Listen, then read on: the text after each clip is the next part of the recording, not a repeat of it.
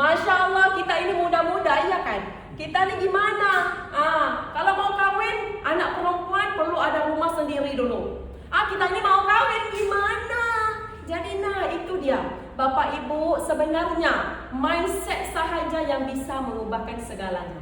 Mindset saja yang bisa mengubahkan segalanya, Bapak Ibu. Bayangkan, kalau umur 30, umur 30, tapi alhamdulillah ibu kata kena ada 5 biji rumah baru boleh pensiun. Tapi pada ketika itu alhamdulillah saya sudah pun ada 8 biji rumah. Alhamdulillah. Jadi itu dia. Gimana saya kumpul, Bapak Ibu? Waktu saya study ya kan. Waktu saya study. Saya studinya di Mesir. Ya, di Mesir, di Egypt. Kalau di Mesir itu, saya ini enggak beta ya, duduk aja. Jadi cuti, barang cuti, ya, cuti SEM gitu kan. Ramai balik ke Malaysia. Mereka itu mampu, kaya. Saya enggak bisa. Jadi saya perlu bekerja. Saya perlu kembangkan uangnya. Saya dapat zakat pada ketika itu. Jadi uangnya itu, Bapak Ibu, saya ini kembangkan. Saya mau apa? Mau buy spa. Saya massage. Wah, penat tapi penghasilannya bagus. Jadi kawan-kawan Arab itu datang ke rumah, massage gitu. Jadi balik ke Malaysia. Balik Malaysia umur 24-25 saya sudah menjadi doktor. Ya, umur 25 itu. Balik Malaysia belum pun lagi menjadi doktor, maksudnya baru submit permohonan itu. Saya sudah pun dapat membeli sebuah rumah.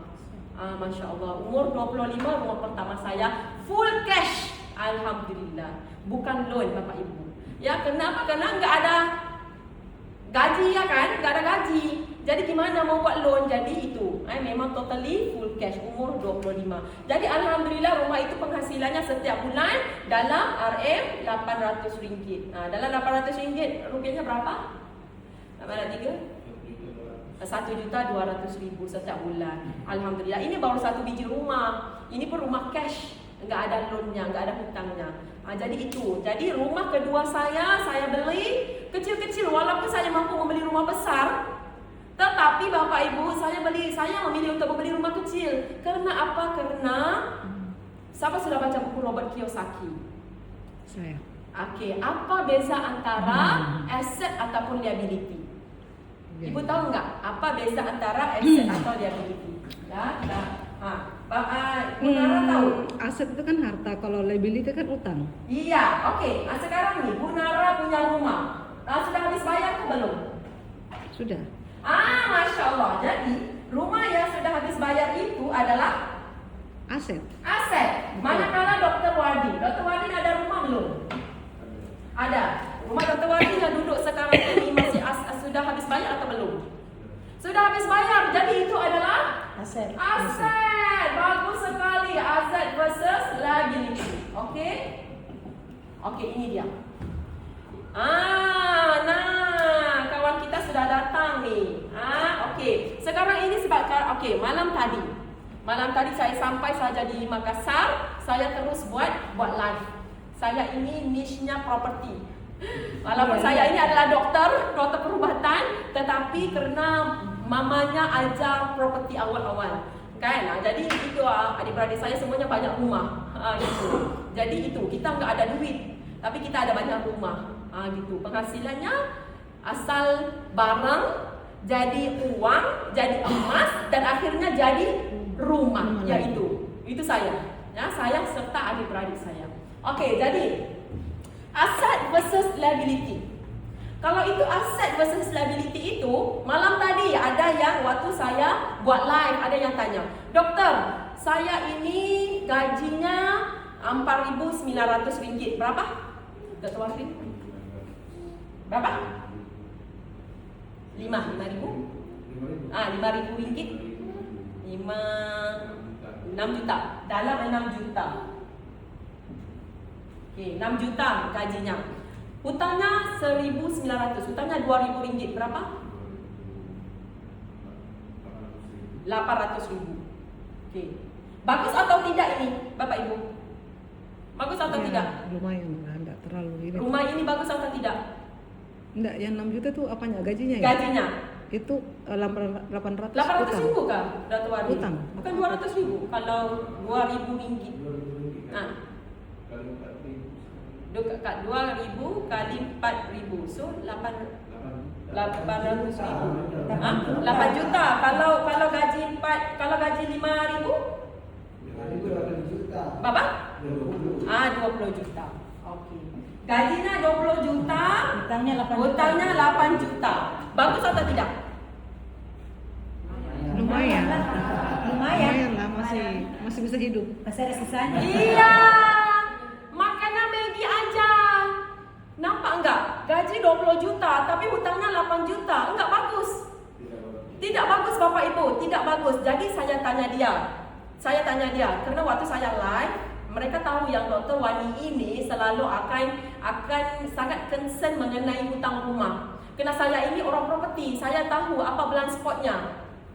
Kalau 20 juta, 8 juta, makanya Maggi. Okey, ini dia bekerja. Saya punya menti. Menti saya seorang nurse saja.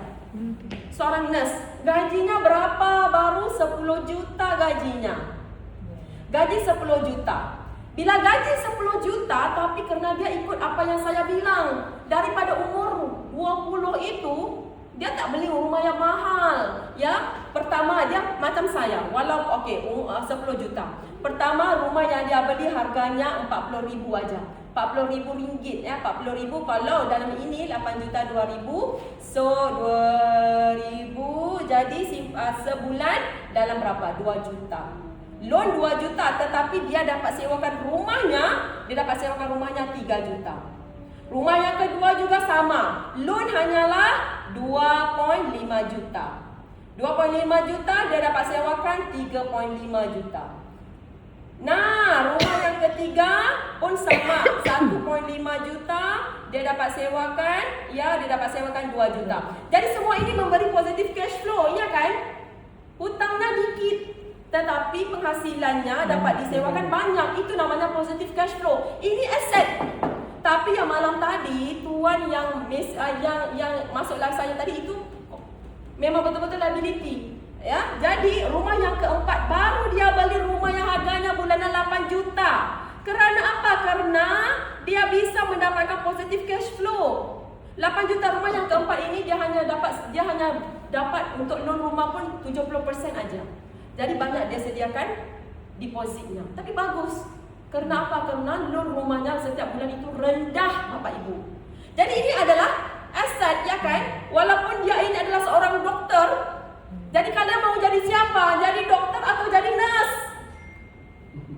Mau jadi siapa? Nurse. Nurse yang banyak. Nurse. Jadi kalau tanya, Pak E ini yang dokter ini tadi hanya ada apa? 20 gram emas saja. 20 gram emas itu pun selalu dirahnu, keluar masuk rahnu. Digadekan. Ini nurse ini simpanannya ada 200 gram. Nah, nampak enggak? Itu dia karena apa? Kita kena pikir masa-masa kenapa hutang itu penting. Kenapa edukasi ilmu, edukasi keuangan ini penting. Ini tak diajar di mana-mana. Bapak Ibu saya ini seorang yang menyampaikan ceramahnya rumah lelong. Saya di sini apa auction? Ya, Dr. Wati rumah lelong juga ya? Sama rumah lelong. Jadi saya ini menyampaikan ceramahnya rumah lelong. Kalau saya menyampaikan ceramah rumah lelong itu mereka bayar saya dalam 2,000 ringgit setiap kali ya. 2,000 ringgit untuk 2 jam. Ni 8 juta setiap 2 jam kalau saya bagi ceramah di rumah lelong. Tapi dengan public gold ini kalian dapat bisa direct bersama saya. Ini ilmu ini tidak diajar di mana-mana, iya kan? Nah, nampak? Kamu muda lagi. Kamu jangan tersalah beli rumah, ya? Bapak Ibu, kalau kita sudah tersalah beli rumah, kehidupan kita ini susah, Bapak Ibu. Ya, seluruh kehidupan kita ini dipenuhi dengan hutang. Kita bukannya mau hidup mewah dengan hutang, tak mau. Kita mau hidup tenang, ya, hidup selesa, tidurnya tenang, ya. Gitu. Jadi ini dia. Inilah beza antara seorang dokter dengan seorang nurse kita. Nampak? Ya. Jadi itu dia. Okey, sudah. Ya.